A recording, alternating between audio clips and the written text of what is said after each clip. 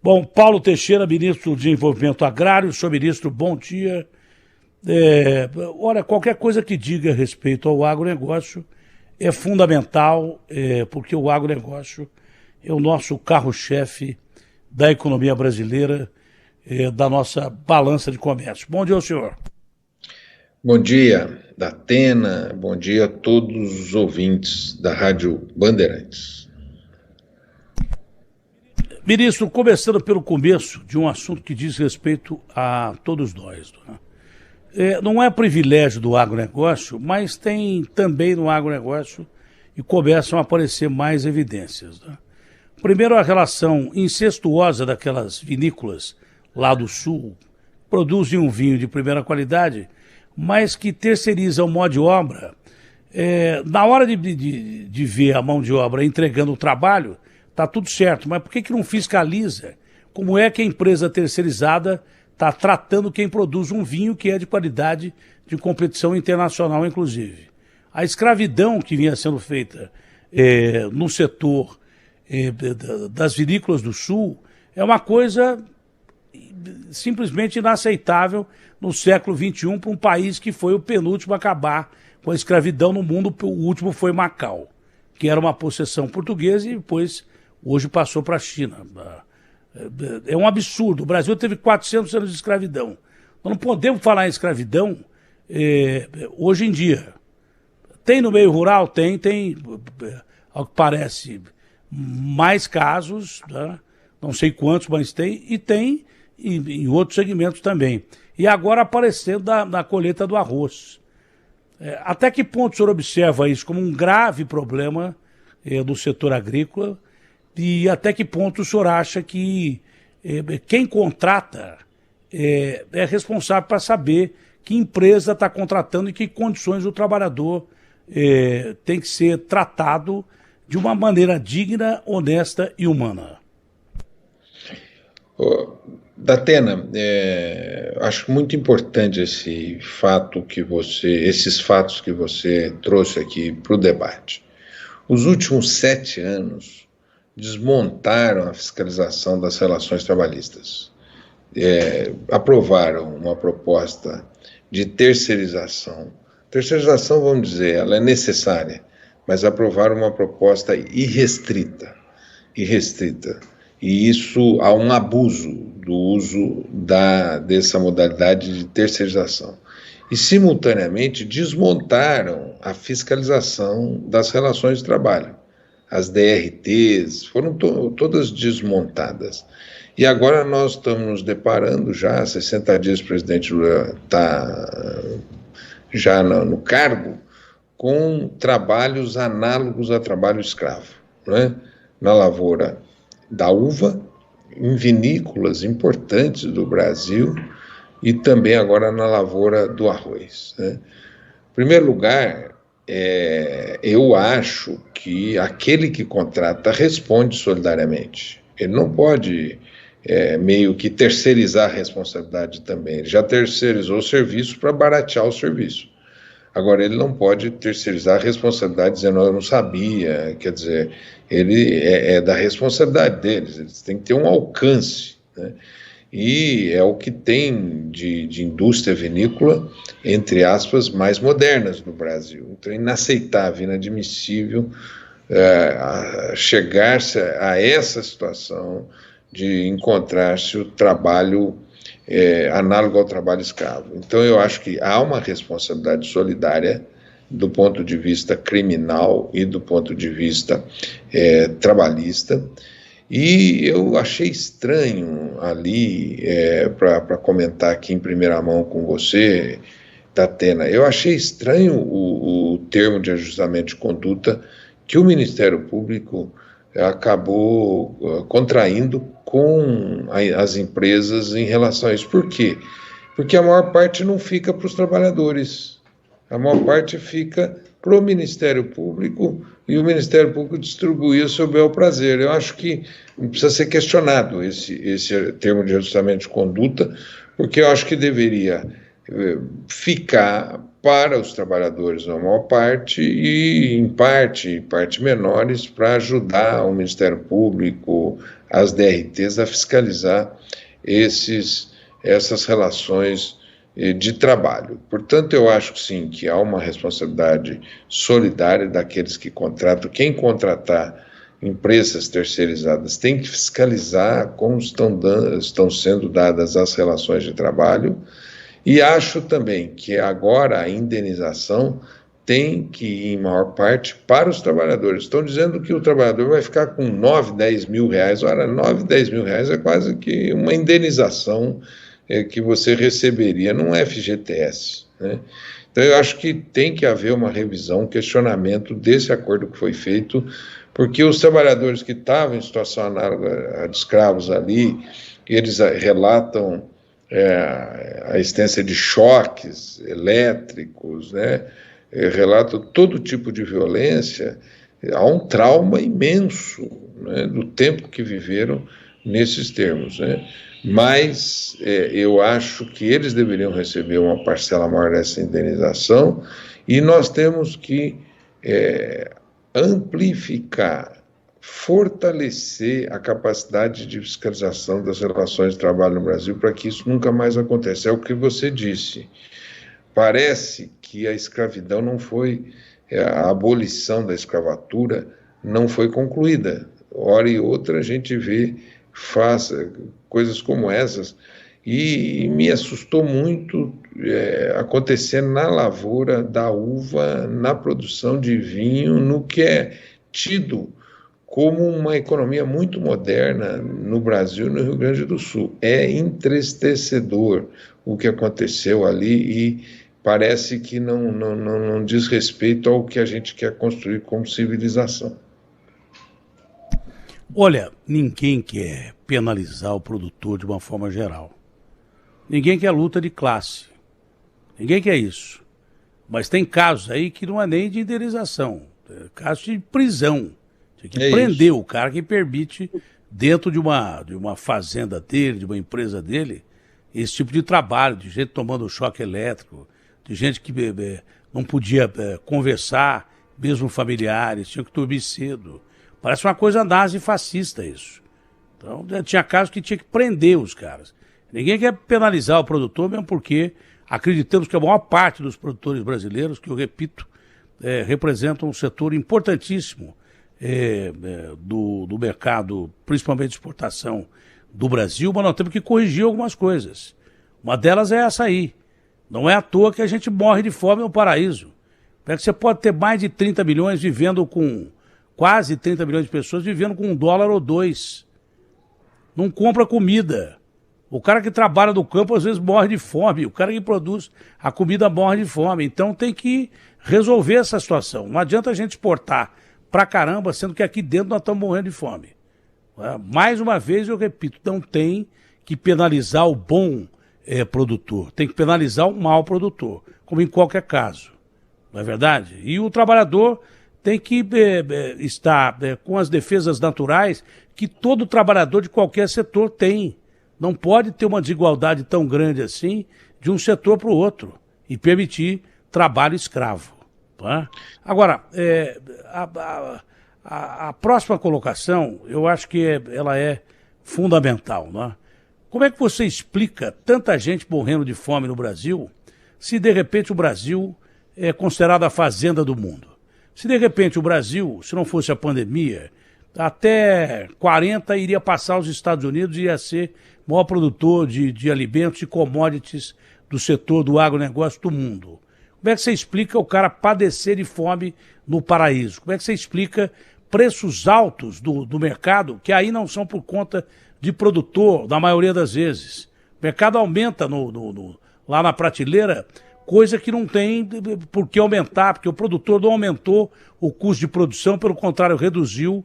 No meio do caminho intermediário não aumentou tanto e, de repente, durante a pandemia, houve abusos, isso dito pelo CAPES aqui em São Paulo, que multou vários supermercados, e enquanto que você pega a França, que é um dos nossos maiores competidores e de uma forma desleal, porque aquele Macron vive metendo o pau no Brasil na questão ambiental, muito do que ele diz, ele tem razão, mas muito do que ele diz é por causa da competição desleal que a gente tem do mercado internacional, que de repente aparece uma vaca louca no Brasil, os caras param de vender e tem que ser analisado pelo Canadá durante um mês, com a gente levando aqui um ferro de bilhões e bilhões. Então, muito desse mercado internacional, ele é injusto, porque a vida é injusta, o ser humano é injusto. Mas tem coisa errada que nós estamos fazendo aqui também. E essa coisa errada eu queria que o senhor dissesse. Como é que o cara pode morrer de fome se tem tanta produção de alimento no Brasil capaz de ser chamado de a fazenda do mundo? Olha, Datena, você comentou, e eu concordo com você, que nem todo produtor rural adota práticas como aquela que foram adotadas lá na lavoura da uva no Rio Grande do Sul e nessa vinícola e também na lavoura do arroz. Não dá para generalizar. Tem empregadores que têm maior responsabilidade social e por isso que não dá para colocar esses fatos na conta de todo o agro, né? Em segundo lugar, você trouxe um tema muito importante. Como é que é um país que tem toda essa área de agricultura deixa 33 milhões de pessoas passarem fome, né? Como é que faz isso?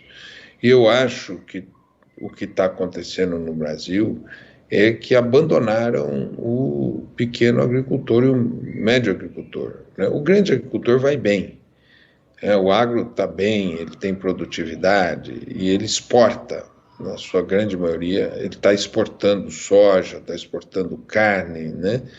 E é moderno. Agora, foram abandonadas as políticas para as propriedades pequenas, propriedades agrícolas e familiares, né? E isso está sendo reconstruído. Como é que está sendo reconstruído? Primeiro, o presidente Lula lançou uma correção de 1,5 bilhão na sexta passada para o Programa Nacional de Alimentação Escolar, PNAE, Programa Nacional de Alimentação Escolar. E 30% do que se compra dentro da alimentação escolar vai ser comprado da agricultura familiar. Isso é uma lei antiga, não está sendo cumprida, e nós vamos cobrar o cumprimento dessa lei para que 30% seja comprado da agricultura familiar, né? E para fortalecer a economia da agricultura familiar, ajudar na organização dessa economia da agricultura familiar. E o prefeito ganha da Atena, porque quando ele compra da agricultura familiar, ele deixa o dinheiro na própria cidade, e ele ajuda a fortalecer a economia ali da cidade. E esse agricultor, com o tempo, se ele tiver fortalecido, ele pode ter uma cooperativa de leite, pode produzir iogurte, pode produzir requeijão, pode produzir manteiga, pode produzir queijo. Ele também vai ter ali na cidade a agroindústria, né? A agroindústria e a cooperativa. Então, eu queria pedir a você, Datena, que é um dos mais influentes comunicadores do Brasil, que a gente ajude a convencer os prefeitos a comprar esses 30% da agricultura familiar, e não precisa ser só 30%, ele pode ser 100%. Eu fui outro dia a Londrina, o prefeito de Londrina, ele compra 100%, São Miguel, no Rio Grande do Norte, 100%. E a gente fazer com que os prefeitos fortaleçam, porque aquele dinheiro vai ficar na sua cidade, não vai comprar de uma empresa grande, não, compra dali, daquela agricultura familiar. Outro programa, e claro, as nossas crianças vão se alimentar com produtos frescos, com produtos melhores, né? Nós estamos estimulando aqui via Ministério a produção de ovos caipiras, que o ovo caipira, o ovo orgânico, tem um poder de proteína muito grande e também dá lucro para o agricultor familiar. Outra política que o presidente Lula está retomando, ele vai lançar dia 22 agora de março em Recife, que é o Programa de Aquisição de Alimentos. O Programa de Aquisição de Alimentos tem 500 milhões para adquirir produtos da agricultura familiar para distribuir nas entidades assistenciais junto àquelas populações mais vulneráveis. Também vai ajudar a organizar a economia da agricultura familiar. Um terceiro programa é o programa de compras públicas, hospitais que possam comprar da agricultura familiar. Já existe um decreto, mas a gente quer reacender a força desse decreto, porque se você fortalece a agricultura familiar, você vai fortalecer a produção de alimentos. E esses alimentos vão ajudar na alimentação daquelas populações locais. E é por isso que o que está acontecendo, o que o Brasil está fazendo assim? O Brasil tem um mérito, mas tem um problema. Qual é o mérito? Ele fornece alimento para o mundo. Qual é o problema? Ele não está fornecendo alimento para o seu povo. Então nós temos que preencher essa lacuna. E, na nossa opinião, o preenchimento dessa lacuna vai se dar muito por fortalecer a agricultura familiar, a pequena e a média agricultura no Brasil. O presidente Lula me pediu, a gente está organizando uma reunião com pequenos e médios agricultores para fazer uma convocação para que eles possam produzir comida. Tem um dado que saiu nos jornais desse final de semana, da Atena, que está diminuindo a área de plantio de arroz e está diminuindo a área de plantio de feijão. O feijão é um alimento que é proteína, ferro, que está na mesa do povo. E está diminuindo essa... Por quê? Produção. Por que as áreas estão diminuindo? Não, estão diminuindo porque os estímulos e os incentivos foram todos para a soja e para o milho. E perdeu o incentivo para o alimento. Inclusive, nós vamos ter que discutir, eu vou levar esse debate para o Ministério da Fazenda, o Ministério da Agricultura, o Presidente da República, para aumentar os estímulos para a produção de alimentos. Aumentar os estímulos para a produção de alimentos. Né? Porque nós precisamos ter mais comida barata e saudável na mesa do povo. Né? E é por esse aspecto que eu acho que a gente, agora, nós temos que tirar de novo o país do mapa da fome. Tirar novamente o país do mapa da fome. Nós conseguimos chegar a essa situação em 2014, essas políticas depois foram desmontadas, agora trata-se de remontá-las para tirar o país do mapa da fome. Comida farta na mesa do povo, as nossas crianças têm que se alimentar bem. A merenda escolar é um aspecto positivo. E eu até vou levar ao presidente Lula e ao ministro da Educação uma ideia nova, e ao ministro do Desenvolvimento Social uma ideia nova essa semana, porque o tema da alimentação escolar tem um problema. Qual que é o problema? As crianças comem de segunda a sexta. No final de semana, muitas não comem. Outro dia, uma diretora de Bauru me disse que na escola em que ela trabalha, as crianças, na segunda-feira, elas vão para a fila de pé com o prato, se servem no prato e ficam de pé, voltam para o final da fila comendo para comer um segundo prato. Então nós talvez estejamos que preencher esse tema do final de semana, é isso que eu vou levar essa reflexão para o ministro da Educação, o ministro do Desenvolvimento Social, tendo em vista que tem que ter um esforço no Brasil para geração de emprego, para melhoria do salário mínimo, né? Mas até chegar lá, como é que a gente preenche esse vazio? Olha, isso é um problema que é seríssimo. Lá pelos idos de 84 ou 83, eu fui chamado pelo professor Dutra, que é um grande pesquisador lá de Ribeirão Preto, da área de medicina. Falou assim, Datena, todo mundo fica dizendo, foi a Globo que na época fez matéria sobre isso, que Ribeirão Preto era a Califórnia brasileira. Era onde tinha mais gente rica do mundo por causa do setor sucro-alcooleiro. Né? Falei assim, Datena, eu constatei aqui que a morte infantil é impressionante. Aí eu fiz uma série de reportagens baseadas nesses dados científicos do professor Dutra, que dizia que era a fome da região mais rica do país. Ganhei um prêmio Herzog por isso, de jornalismo. Tá? Porque eu já observava, por exemplo, que no intervalo das escolas, tá? Escolas municipais, estaduais, a molecada ia por cima do portão e pegava parte da merenda e dava para a família, que levava para casa. Isso lá em 83, 84. pegava a merenda e passava parte da merenda, comia um pouquinho e dava para o resto da família comer depois.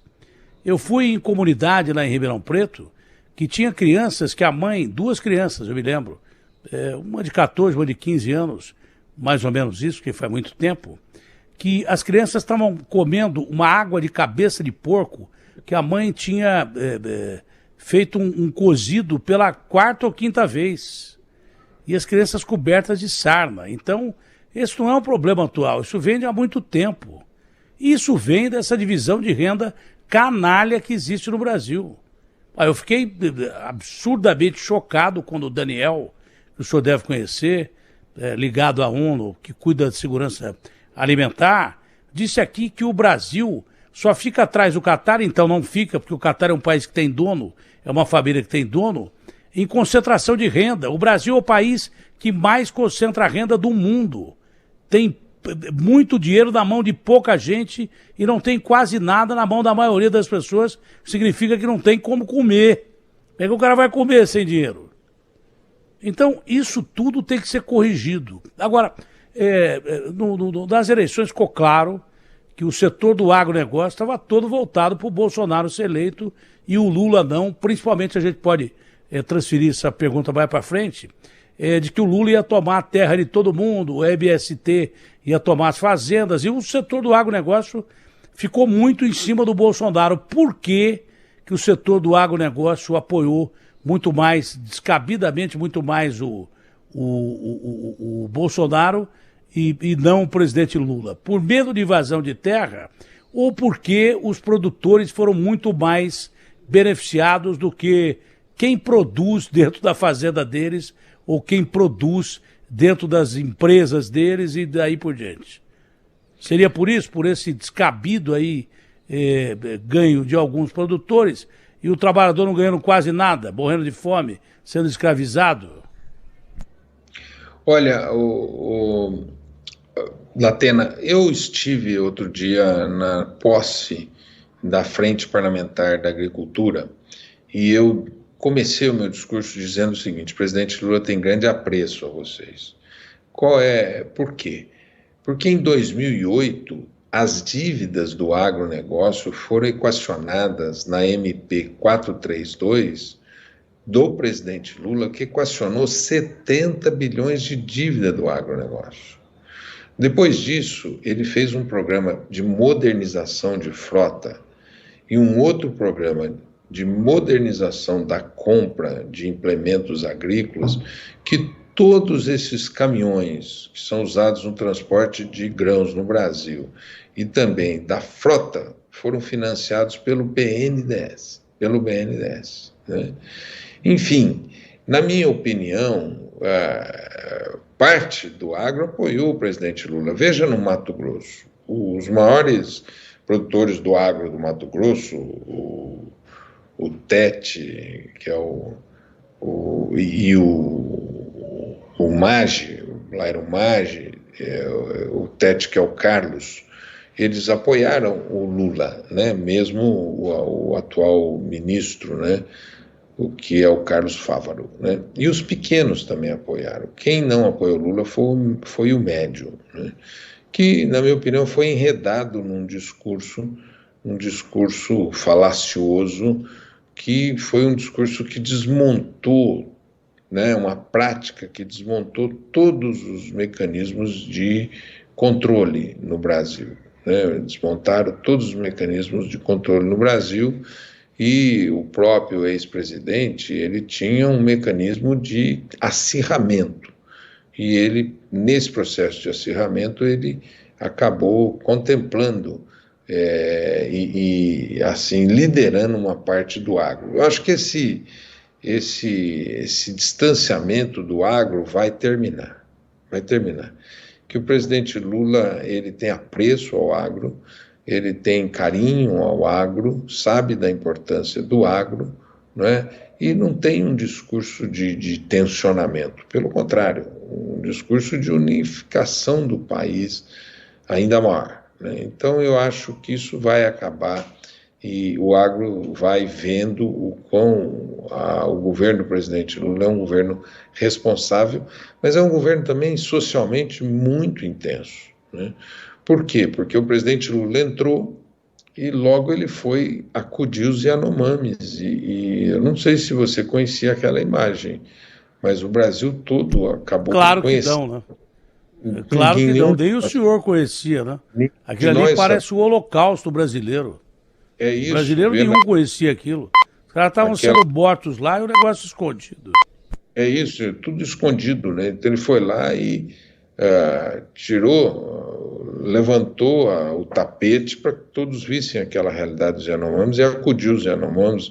Aqui em São Paulo, quando houve aquele episódio de São Sebastião, o presidente Lula foi e trabalhou junto com o governador Tarcísio, nos mandou para o Rio Grande do Sul para levar medidas para acudir os agricultores e as cidades na questão das secas, né? Então, o agro vai vendo que o presidente Lula é aquele que pode unir o país numa política de continuar a força do agro, mas também de diminuir as desigualdades sociais no Brasil, que são gritantes, que são desigualdades assim inadmissíveis para quem quer construir uma civilização aqui nesse país. Bom, o Lula não é a terceira vez que o cara é inteligente por ingenuidade, né? Brigar com o setor do agronegócio é dar um tiro no pé, é claro. Ele é esperto pra caramba e inteligente pra caramba, não faria isso. Obviamente não faria isso. Agora, dá pra gente vender muito, exportar muito e dá pra gente alimentar o país inteiro de sobra. Falando nisso, onde é que estão os estoques reguladores? Cadê os estoques reguladores aí? Que, por exemplo, na quebra de safra do arroz do Sul, o Bolsonaro gastou bilhões para trazer arroz dos Estados Unidos e não foi usado o estoque regulador do arroz. Agora, a gente, com a produção que tem, deveria ter um sistema de cooperativa com armazenagem de grãos e daí por diante. Onde é que foi parar isso aí? Onde é que o estoque regulador foi parar? Desapareceu, sumiu? O que aconteceu? Desarticularam esse sistema de armazenagem dentro do país? O presidente anterior, o Bolsonaro, ele esvaziou a Conab e acabou com os estoques reguladores. Acabou com a Conab. Acabou com a Conab e não financiou o sistema de armazenamento. O que nós precisamos ter é um sistema de armazenamento maior que garante perdas menores, porque tem perdas, né? Porque o arroz que não é armazenado, o feijão que não é armazenado, o milho que não é armazenado, tem uma perda, porque ele acaba sendo jogado fora, né? Então nós temos que fazer essas 3 políticas aí, talvez 4 políticas. A primeira, de crédito para a produção de alimentos, né? O segundo, aumentar a capacidade de armazenamento, então crédito para a produção de alimentos em maior quantidade, aumentar a capacidade de armazenamento, fazer estoques reguladores, né? Veja, a inflação agora, o arroz é o único que não baixou, o conjunto dos alimentos baixaram menos o arroz, porque não tem arroz em quantidade suficiente, como não tem feijão também, né? E, por último, fortalecer a agricultura familiar. Tem um dado que me deram esses dias. Nós temos uma quantidade de terra agricultável no Brasil que hoje está sendo produzida, né? Essa mesma quantidade nós temos de terra parada. Enfim, são pastos degradados que precisavam ser recuperados. Então, basta você fazer um investimento para que nós recuperemos essas terras degradadas, porque nós teríamos a mesma quantidade de terra no Brasil. Você não precisava derrubar uma árvore na Amazônia para produzir nada no Brasil. Então, o que nós precisamos fazer é um trabalho de recuperação dessa terra degradada, com adubo, calcário e recuperação, e mesmo recuperação ambiental, de de O negócio do fonte. adubo é outra barbaridade, né? É que pode o Canadá ter comprado a exploração, eu acho que é a segunda maior jazida do mundo, a primeira deles, de cloreto de potássio dentro do Brasil, da exploração do solo, né? Da reserva que nós temos aqui, e simplesmente não utilizar essa reserva para vender o fertilizante que eles produzem, que são os maiores produtores de fertilizantes, e comprar essa terra para utilizar o cloreto de potássio, que há 10 anos eles não mexem lá. Como é que pode isso aí? Como é que a gente pode permitir isso? Isso é um entreguismo desgraçado. Eu não sou contra a privatização. Só tem mais duas perguntas. Eu permiti cortar o senhor, porque a sua assessoria me pediu para encerrar a entrevista. Gostaria que fosse muito maior, porque essa entrevista é uma entrevista importantíssima em se tratando de agronegócio. Mas a sua assessoria me pediu para encerrar, o senhor deve ter compromisso. O senhor pode responder rapidamente. Esse negócio do Canadá é um absurdo, não ia nem falar isso. Mas o senhor tocou num assunto que o cloreto de potássio é elemento fundamental para você produzir fertilizantes. E o Brasil tem de sobra isso, mas não pode usar, porque o Canadá simplesmente comprou o direito de exploração de solo. Acho que é no Pará, não sei onde é que é a reserva. E de repente ele não usa para vender o dele, o fertilizante dele. Esse é o detalhe. Agora, duas perguntas importantes. O medo que o produtor rural tem é de invasão de terra pelo MST, FNL, como aconteceu na Bahia. Esse é o medo principal. Tá?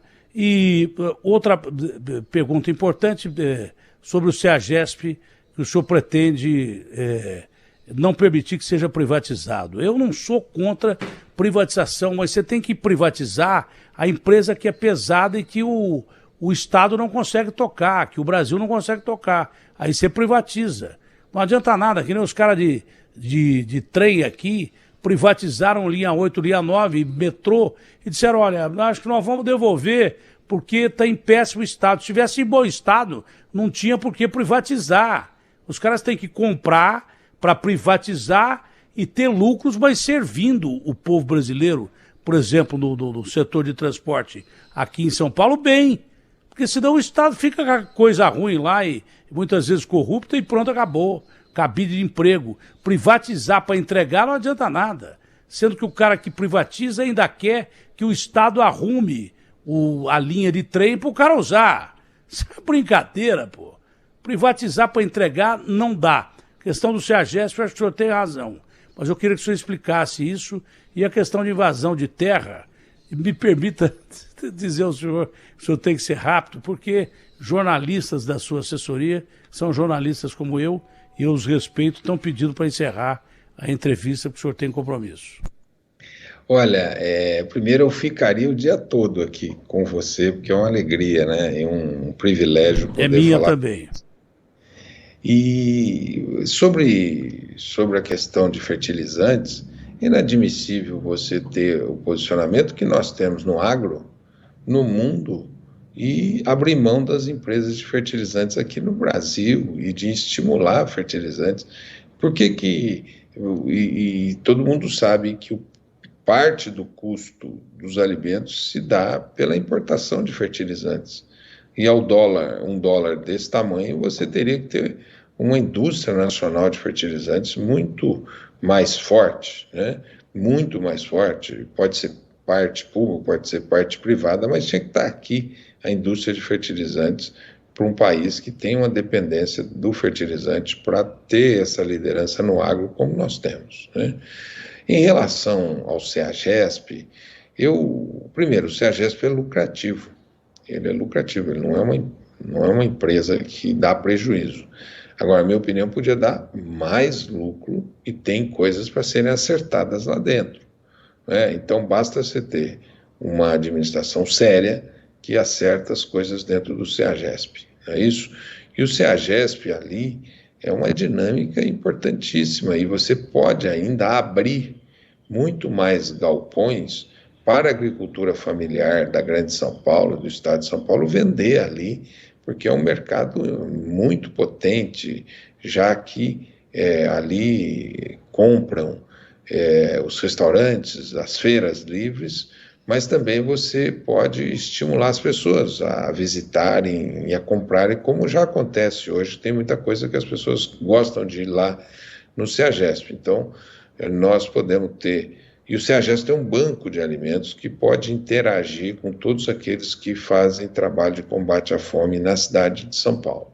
Veja, agora, no episódio de São Sebastião, a direção do CEAGESP, né, o Jamil, o Pectol e o Hamilton, eles recolheram junto aos concessionários 11 toneladas de alimento e levaram para o litoral norte, né? Então você pode fazer um processo de interação com todos aqueles que trabalham o combate à fome na cidade de São Paulo. Temos que modernizar essa administração do CEAGESP. Em relação às ocupações de terra, o que o MST alega é que teria havido um descumprimento do acordo da Suzano com eles, que foi celebrado em 2011, e que a partir de 2015 ele teria sido rompido aquele acordo. E quando houve a ocupação, a Suzano me procurou pedindo para retomar o diálogo e colocou como condição a desocupação da área, e foi assim feito. Eu liguei para o MST, pedi para que eles saíssem da área, e eles saíram das 3 áreas ocupadas e reestabelecemos uma mesa de negociação MST-Suzano. Por essa razão, então, nós queremos, a partir desse exemplo, mostrar o seguinte: todos os conflitos agrários podem ser resolvidos por diálogo, né, por conversa, por negociação, né, e por isso nós queremos apressar o programa de reforma agrária, e ao apressar o programa de reforma agrária, nós vamos ter paz no campo. Em todo lugar que tiver conflito, nós constituímos uma comissão especializada em resolução de conflitos, e essa comissão já está debruçada sobre os maiores conflitos agrários no Brasil para buscar endereçar uma solução imediata a esses conflitos no Brasil. Ministro Paulo, foi um prazer, uma pena que realmente a gente tenha que encerrar a entrevista. Vamos marcar conversas mais longas, porque é muito bom conversar sobre o agronegócio e temos ainda temas importantes a discutir. Foi um prazer, um orgulho, uma honra entrevistar o senhor. Fica com Deus, sorte e saúde. Amém. Também fica com Deus. Você, um abraço apertado, um abraço a todos os ouvintes do seu programa. Parabéns, Datena. Você, por longos anos no Brasil, liderando com prestígio os programas de rádio e TV no Brasil. Parabéns pelo seu trabalho, e toda vez que você me chamar, eu venho. Muito obrigado. Obrigado, ministro. É uma honra.